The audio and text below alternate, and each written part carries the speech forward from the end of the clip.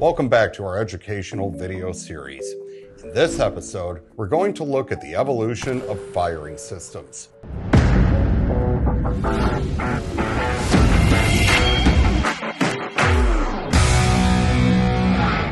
What enables you to shoot a firearm? The action. The action is the portion of your firearm that dictates how the firearm functions, including the steps the shooter must perform to fire another round. Single-shot firearms, like the flintlock and percussion-lock muskets, can hold just one round ready to fire. These firearms were muzzle loaders, meaning they were loaded from the forward open end of the firearm's barrel. While single-shot firearms represent humanity's earliest category of firearms, the technology of firing systems has advanced. Enter the repeating firearm. These firearms can repeat the same action for a set number of times before needing to be reloaded. Repeating firearms can be muzzle loading, such as the Colt 1860 Army revolver, or breech loading. Breech loading firearms introduce the projectile and propellant from the rear of the barrel instead of the muzzle. The transition from muzzle loading to breech loading of firearms powder and projectile led to one of the most important inventions in firearm history, the metallic cartridge.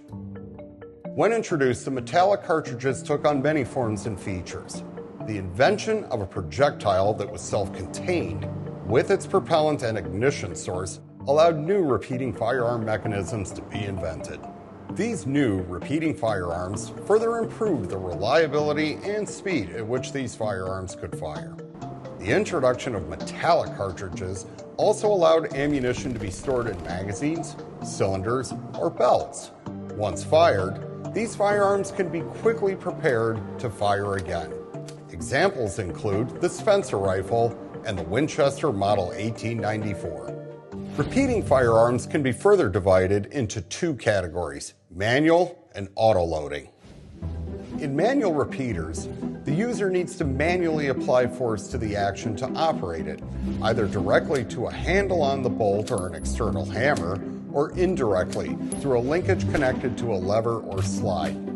In an auto-loading repeating firearm, some of the excess energy released from the propellant combustion is used to cycle its action and load subsequent rounds of ammunition into the chamber, without the shooter needing to take any additional steps.